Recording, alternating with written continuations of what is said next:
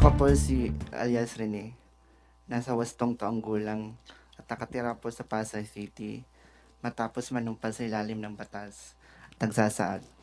Na-convert ako sa Kingdom of Jesus Christ noong 2015 sa pamamagitan po ng aking pagiging miyembro ng Keepers Club International, na isang youth organization ng simbahan na nagre-recruit sa mga paaralan. Kasama ng aking high school sa Tacloban City. Nag-aalok po sila ng fake scholarship para maengganyo po ang mga kabataan. Pag nahumaling ka na po sa kanila, unti-unti na po nilang ipapakilala si Apollo Kibuloy na siya daw ang anak ng Diyos at siya ang may-ari ng sanlibutan. Pumasok ako sa full-time ministry dahil sa paniniwalang iyon at buong pusong inalay ko ang aking sarili sa kingdom. Sinabihan po kami ni Kibuloy na iwan na namin ang aming pag-aaral, ang aming pamilya, at aming mga pangarap sa buhay dahil kailangan namin mag-focus sa mga ipapagawa niya at para daw kami ay maligtas sa aming mga kasalanan. Pagkatapos po ng aking baptismo, pinang-area po agad ako at ang ibig sabihin po nito ay ang araw-araw na panlilimos sa mga kalsada, mga restaurant, plaza, mga malls, at mga bahay.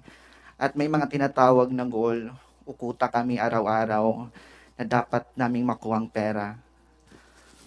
3,000 po ang aking goal everyday na kailangan ko po ito makamit. Nagpanggap po akong pipi at bingi. Kung hindi ko po ito maabot, ay papaluin po ako at di pa ako papakainin. Pag bare months naman po, o mula September to December, ay mas puspusan po ang aming pamamalimos. 1.5 million po ang aking goal na kailangan ko makuha at maibigay kay Kibuloy sa loob po ng 4 na buwan. Kaya 8 a.m. to 11 p.m. ako namamalimos. Halos wala na pong pahinga at kain.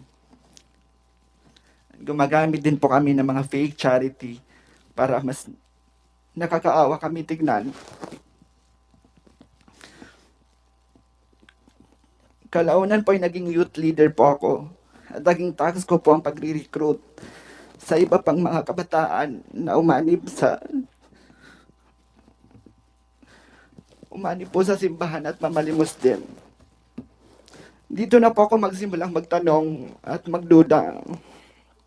Nagigilty po ako na mag-recruit ng iba pang mga kabataan.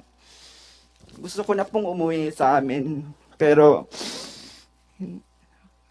sa isang banda po wala na po ako mapuntahan dahil iniwan ko na po ang pamilya ko. Nung nahalata na nila na po, ako po ay may agam-agam, pinadala po ako sa Central Headquarters sa Davao. Akala ko ay matutupad na ang pangako nila sa akin na pag-aralin sa Jose Maria College. Pero di nila lang pala nila ako sa Glory Mountain, kung saan po dinadala yung mga sanction workers o yung mga hindi nakakakuha po sa mga kuta nila o ang kailangan ng pagwawasto. Ako po ay naging landscaper ni Kibuloy sa Glory Mountain at doon ko na po naranasan ang pananakit mismo sa kamay ni Kibuloy. Pag hindi po siya nagagandahan sa aming landscape sa mansion niya, sinasampal niya po kami at pinahampas.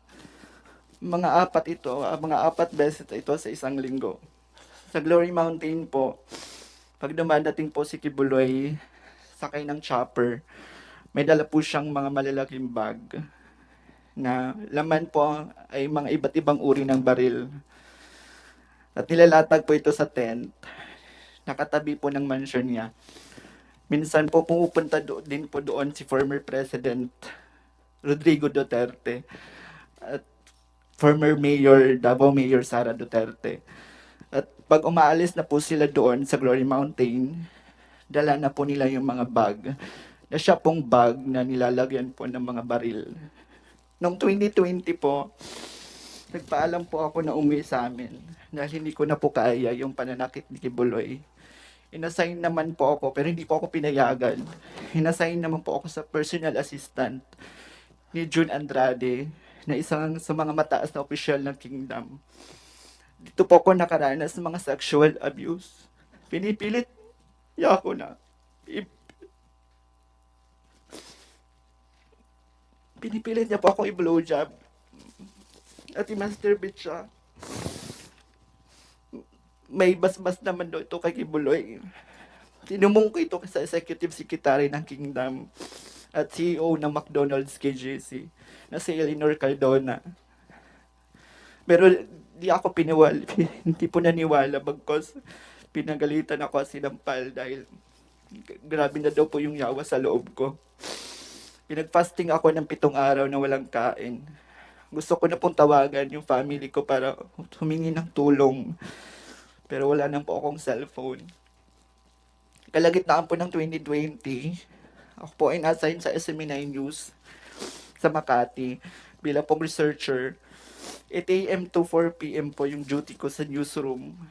At 6 p.m. to 11 p.m. naman po ako namamalimos. Si Tina San Pedro po, na boss namin sa SMNI. Ay siya din nagsasabi sa amin na kailangan namin ma-hit yung aming mga goals. Minsan din hindi ko po ito naaabot dahil na rin sa pagod sa duty sa newsroom. Kaya sinasampal po ako at hinahampas ng libro ni Tina San Pedro. 2021 po ako umalis ng tuloy ng Kingdom.